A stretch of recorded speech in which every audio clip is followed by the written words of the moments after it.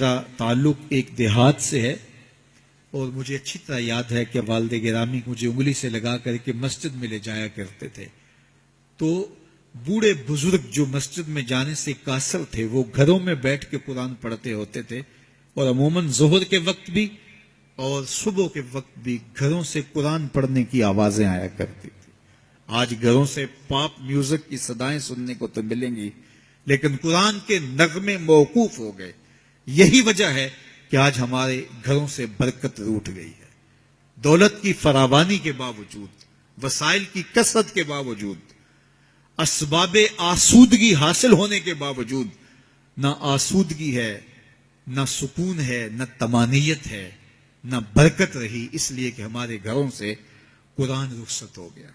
آج صبح اٹھ کے فیس بک کا چہرہ تو دیکھتے ہیں لیکن قرآن کا نقشہ نہیں دیکھا جاتا.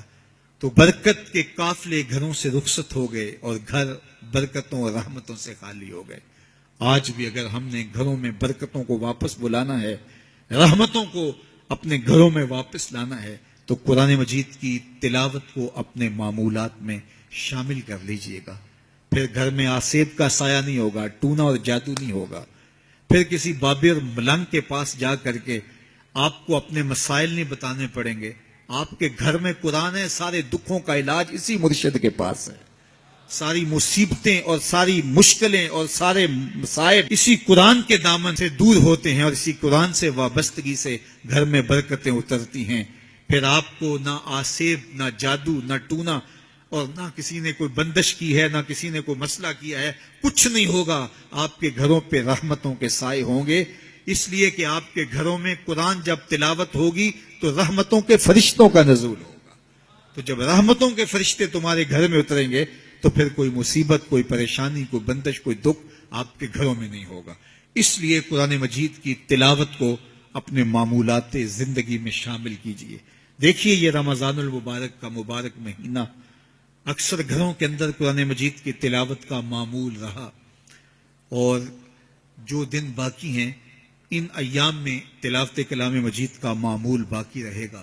تو اس کی برکتیں آپ اپنی آنکھوں سے دیکھ رہے ہیں. اور اگر یہ پورا سال ہمارے گھروں میں معمول باقی رہے، ہماری صبح کا آغاز ہی قرآن مجید کی تلاوت سے ہو، بیٹیاں بھی قرآن کھول کے صبح بیٹھ جائیں اور بیٹے بھی قرآن کھول کے بیٹھ جائیں، بوڑھے بھی قرآن کھول کے بیٹھ جائیں، جوان بھی قرآن کھول کے بیٹھ جائیں، تو مجھے بتائیے کہ کتنی رحمات اور کتنی برکات کا گھروں میں نزول ہو. تو اس لیے اپنے گھروں میں قرآن مجید کی تلاوت کے معمول کو کبھی بھی ترک نہ کیجیے. چاہے روز کے 2 صفحے پڑھیے، قرآن مجید کی تلاوت کے معمول کو باقی رکھیے. اور اگر اللہ آپ کو نصیب کرے تو اس کو مفہوم اور ترجمے کے ساتھ پڑھنے کی کوشش کیجیے تاکہ قرآن کا جو ہمارے نام پیغام ہے وہ بھی ہم سمجھ پائیں کہ قرآن ہمیں کیا بتا رہا ہے اور ہمیں کیا میسج دے رہا ہے، تاکہ ہماری زندگیاں اس پاکیزہ کتاب کی روشنی اور کتاب کے اجالوں میں بسر ہو. اور یہ کتاب اللہ کا تیسرا حق ہے کہ اس کو مفہوم و مطلب کے ساتھ سمجھنے کی کوشش کریں. یہ ہمارے رب کا ہمارے نام پیغام ہے. آپ کے کسی دوست کا، کسی ملنے والے کا آپ کے نام خط آ جائے اور وہ اس زبان میں ہو جو زبان آپ نہ جانتے ہوں تو اتنی دیر تک آپ مطمئن نہیں ہوتے جب تک اس کے مندرجات سمجھ نہیں لیتے، کسی ایسے شخص سے وہ مضمون جان نہیں لیتے جو وہ زبان جانتا ہو. تو ہمارے رب کا ہمارے نام یہ میسج ہے، ہمارے نام یہ پیغام ہے رسول کریم صلی اللہ علیہ وآلہ وسلم کی وساطت سے.